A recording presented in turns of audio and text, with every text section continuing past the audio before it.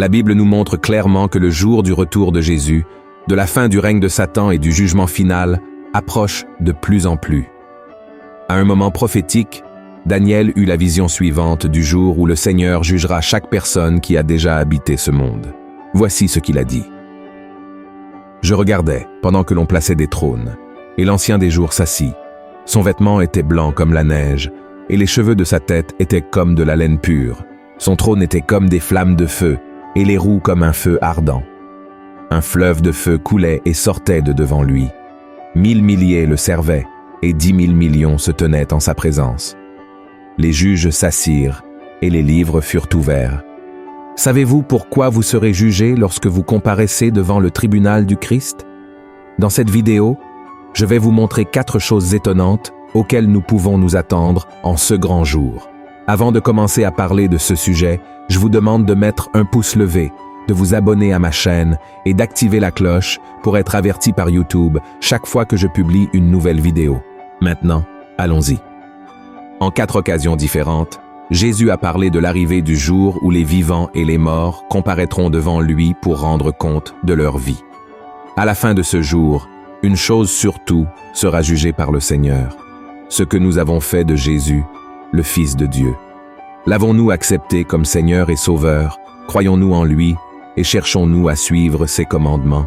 Ou l'avons-nous rejeté, ignoré, vivant nos vies comme s'il n'avait jamais existé? Si nous rejetons l'opportunité de salut par le sacrifice de Jésus, nous serons condamnés éternellement. Christ a dit à ses disciples, « Allez par tout le monde et prêchez la bonne nouvelle à toute la création. Celui qui croira et qui sera baptisé sera sauvé, mais celui qui ne croira pas sera condamné. Ceux qui se repentent de leurs péchés et croient en Jésus comme leur seul et suffisant Sauveur seront sauvés. Mais ils seront également jugés pour le bien ou le mal qu'ils auront fait à travers le corps de Christ. C'est là que beaucoup de chrétiens seront surpris, car ils pensent que leurs priorités sur terre sont les mêmes que celles de Dieu, pensant que ce qui est important pour leur Église et leur pasteur doit être important pour le Seigneur. Ils finissent par vouloir plaire à Dieu à leur manière, et non selon ce que dit la Bible. C'est pourquoi il est si important de savoir pourquoi nous serons jugés ou non ce jour-là. Passons donc aux 4 choses étonnantes que nous devons attendre le jour où nous serons devant Jésus. Premièrement, vous ne serez pas jugés sur vos bonnes intentions. Malheureusement, c'est un piège qui fait tomber beaucoup de chrétiens.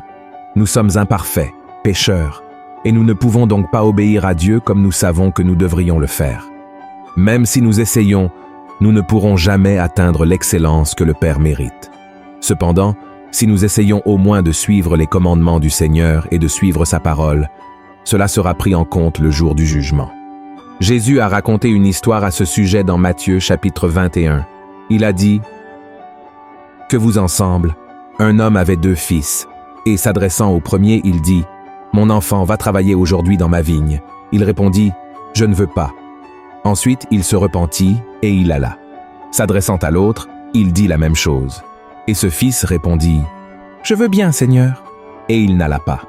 Lequel des 2 a fait la volonté du Père?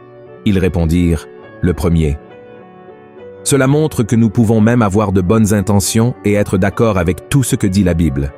Nous pouvons avoir l'intention de vivre notre vie chrétienne de la manière la plus sainte possible. Mais, ce jour-là, nous ne serons pas jugés pour nos intentions, mais plutôt pour nos actions.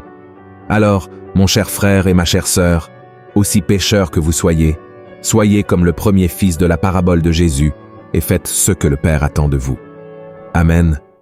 Deuxièmement, vous ne serez pas jugés par le nombre de fois où vous êtes allés à l'église.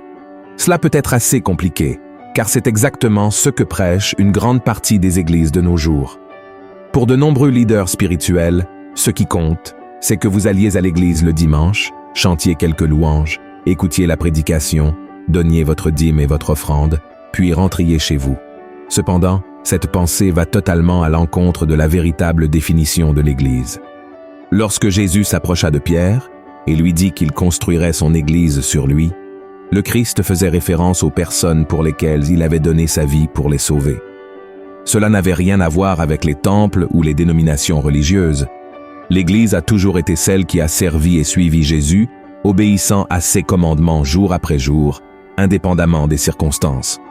Par conséquent, vous ne serez pas jugé par le nombre de cultes auxquels vous avez participé, mais vous serez jugé par la manière dont vous avez suivi les enseignements du Christ pendant le temps que vous avez vécu sur cette terre.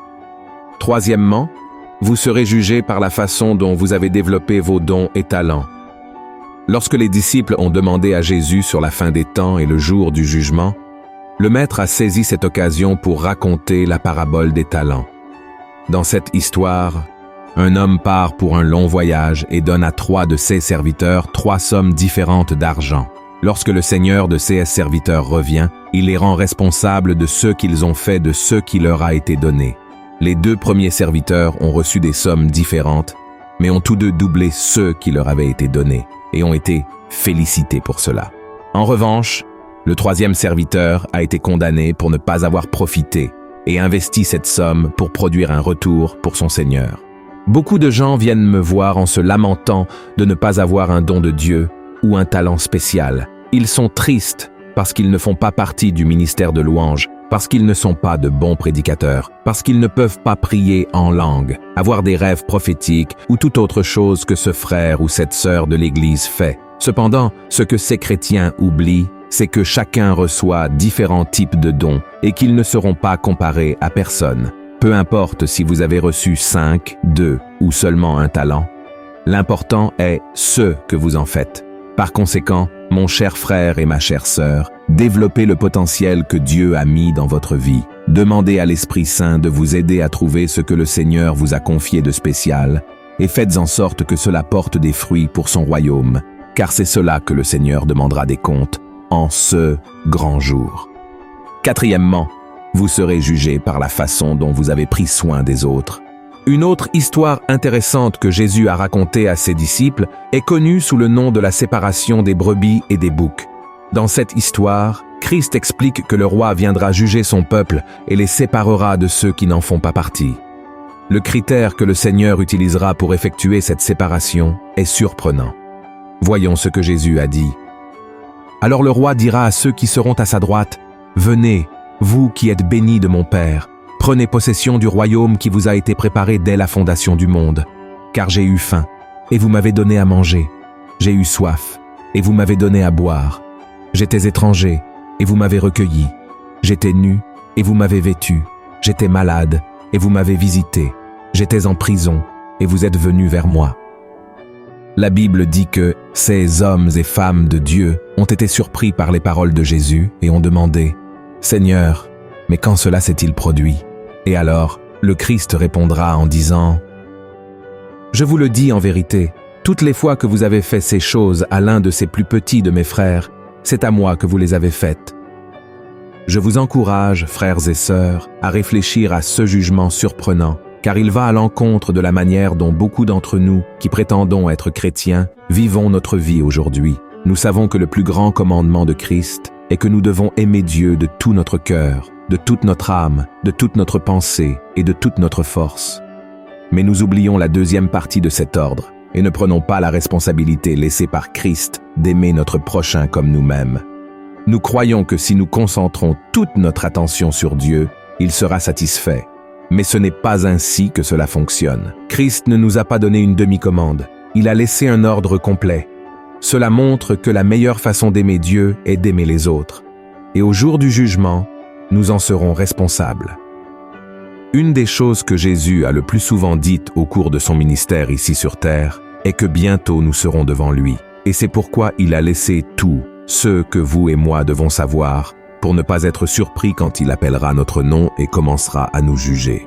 C'est pourquoi, mon frère, ne sois pas un chrétien qui n'agit pas, ne te contente pas de rester assis sur un banc d'église, ne te compare pas au potentiel des autres et développe tes propres dons et talents. Et surtout, aime Dieu en aimant ses enfants. En faisant tout cela, tu seras récompensé et passeras toute l'éternité aux côtés de Christ. Amen. J'espère que vous avez apprécié ce message et je vous encourage à le partager avec vos amis, votre famille, et à vous abonner à ma chaîne, d'accord? Je vous retrouve dans la prochaine vidéo. Que Dieu vous bénisse.